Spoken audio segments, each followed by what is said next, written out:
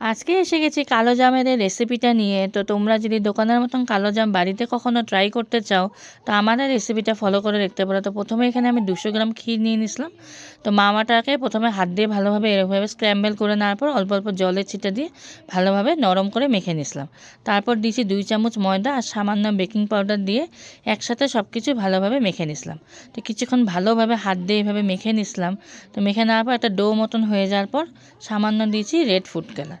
Food কালারটা এখানে totally optional. তো আমি একটু কালারটা সুন্দর করার জন্য এইভাবে ফুড কালার দিয়ে মেখে নিয়ে এইভাবে লম্বা করে শেপ করে দিয়েছিলাম। তো এইভাবে আমি 8টা মতন বলস হয়েছিল। উল্টা দিকে সিরাপটা বানানোর জন্য এখানে কড়াইতে আমি নিয়েছি 2 বাটি চিনি আর 3 বাটি জল। তারপর দিয়েছি সামান্য কেশর আর দেবো একটু এলাচের গুঁড়ো। তো এখন ফুল ফ্লেমে এটা ভালো করে আমাদের বয়েল করে নিতে হবে। তারপর উল্টা দিকে রিফাইন্ড অয়েলটা জাস্ট কড়াইতে দিয়েই আমাদের এই বলসগুলো ছেড়ে দিতে হবে। একটু বাবলস উঠলেই হালকা করে ভেজে নিতে হবে। তো লো টু মিডিয়াম ফ্লেমে একটু ডার্ক করে আমি বলসগুলো ভেজে নিয়েছিলাম।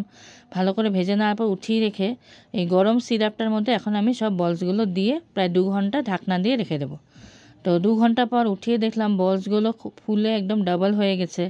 খেতে খুবই টেস্টি হয়েছে এই বলসগুলো। এবার কি করেছি আমি সামান্য মিল্ক পাউডারে একটু কোট করে নিয়েছিলাম। তোমরা চাইলে এই কালো জামগুলোকে মাওয়া দিয়েও কোট করে নিতে পারো।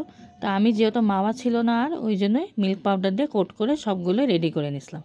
খেতে খুবই দারুণ লাগে, কখনও বাড়িতে অবশ্যই ট্রাই করে দেখো।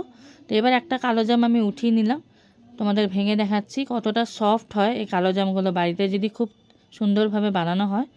তো যদি তোমাদের আমাদের রেসিপিটা ভালো লেগে থাকে অবশ্যই বলবো বাড়িতে একদিন ট্রাই করে দেখো আর নিজের প্রিয়জনদের সাথে রেসিপিটা শেয়ার করে দিও।